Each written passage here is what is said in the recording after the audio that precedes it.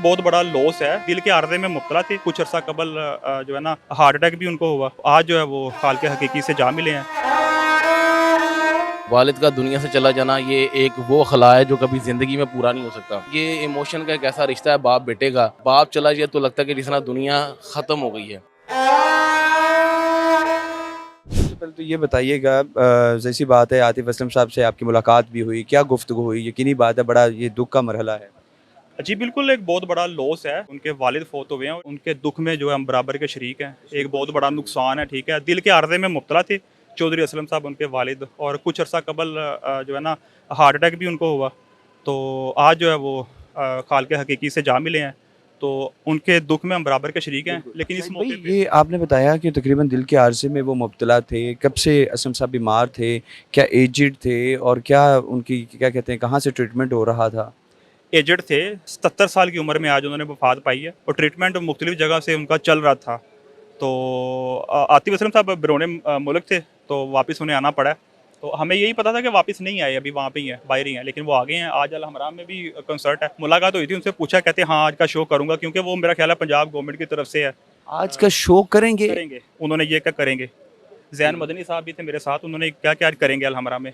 तो उनके वालिद साहब का भी जनाज़ा अभी। बस एक आर्टिस्ट इसी तरह ही है ना, जितना मर्ज़ी नुकसान हो जाए, लेकिन वो जो उनका काम है तो वो करना पड़ता है उनको। तो हमें उन्हें खुद कहा कि वो करेंगे। तो अभी देखें, अभी जनाज़ा अभी वो हो गया अंदर, तो इसके बाद वो जाएँगे या क्या करते हैं। इतनी बड़ी तादाद में जो दोस्त अहबाब हैं और अज़ीज़ व क़ारिब हैं। काफ़ी बड़ी तादाद है। जो है शोबिज़ हलकों से भी है, सिंगर कुछ यहाँ पे मैंने देखे हैं, उसके बाद पॉलिटिकल लोग भी आ रहे हैं, और काफ़ी बड़ी तादाद है। इनके ख़ानदान के लोग भी काफ़ी इकट्ठे हुए हैं। तो सारे लोग यहाँ का रुख कर रहे हैं। नमाज़ जनाज़ा हो चुकी है, अभी तदफ़ीन का जो है ना वो मरहला शुरू हो जाएगा अभी। नाज़रीन, इस वक्त जो है बाकायदा तौर पर नमाज जनाजा जो है वो पढ़ा लिया गया है, अदा हो चुका है, और उसके बाद जो है करीबी कब्रिस्तान में जो है तदफीन होगी। और उस वक्त जो सूरत हाल है आप देख सकते हैं कि नमाज जनाजा के बाद डेड बॉडी को एम्बुलेंस में ले जाया जाएगा और करीबी कब्रिस्तान एन ब्लॉक में जो है उनकी तदफीन हो जाएगी। देखें, इंतकाल हो जाना, तबीयत ख़राब हो जाना, खालिक हकीकी से मिलना, ये सब अल्लाह ताला का हुक्म है। और बड़े अरसे दराज से जो है वो दिल की तकलीफ़ में मुब्तला थे। जैसे कि आपको पता है कि 14 अगस्त भी आ रही है, तो उस हवाले से जो लोकल यहाँ पर शोज़ हैं उसमें भी आतिफ़ असलम साहब जो हैं उनकी मसरूफ़ियत थी। आज भी अल हमरा में उनका था एक बड़ा मसरूफ़ दिन। लेकिन तबीयत क्योंकि उनके वालिद की ख़राब थी, और वालिद से बढ़ के तो आपको पता है कुछ भी नहीं। और वालिद का दुनिया से चला जाना ये एक वो खला है जो कभी ज़िंदगी में पूरा नहीं हो सकता। ये वो तकलीफ़, ये वो दर्द है जो कभी ज़िंदगी में पूरी नहीं हो सकती।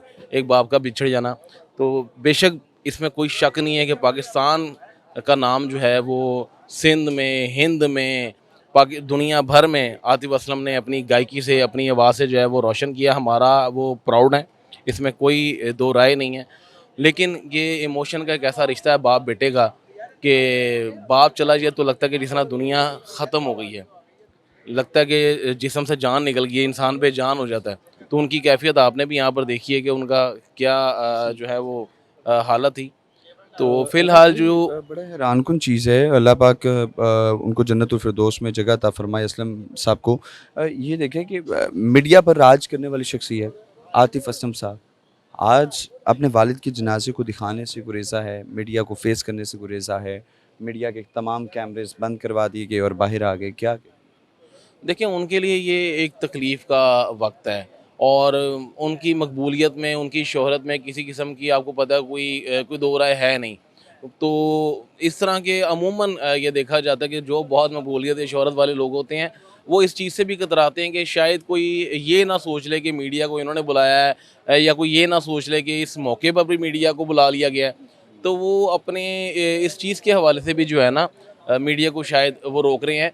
जहाँ तक आतिफ़ असलम की बात है, उनका अखलाक भी बड़ा खूबसूरत अखलाक के मालिक हैं वो। लेकिन क्योंकि वक्त इस तरह का है, दुःख का मरहला है, दर्द और तकलीफ़ का वक्त है, तो इस वक्त कुछ भी इस तरह की बात करना जो है वो बड़ी एक अजीब सी होगी।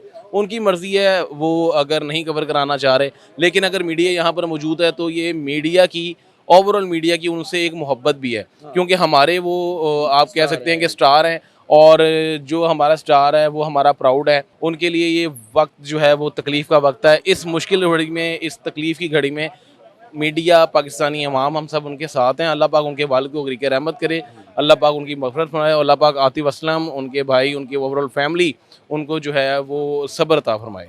नाज़रीन, इस वक्त आप ये देख सकते हैं कि बाकायदा तौर पर जो है असलम जो कि आतिफ़ असलम साहब के वालिद साहब हैं, जो कि खालिक हकीकी से जा मिले, उनके नमाज़ जनाज़ा अदा कर दिया गया और उसके बाद इस आप देख सकते हैं कि एम्बुलेंस में जो है बाकायदा तौर पर जो मैयत है वो इसको शिफ्ट किया गया और अब करीबी कब्रिस्तान की तरफ लेकर जाया जा रहा है। ये आपको लाइव मनाज़िर हैं, ये आप देख सकते हैं कि जो बाउंसर्स है और जो वलेंशिया की सिक्योरिटी है वो जो है वो बिल्कुल इस वक्त हमरा मौजूद हैं और सिक्योरिटी की ज़ेर निगरानी जो है बाकायदा तौर पर ये शिफ्ट किया जा रहा है।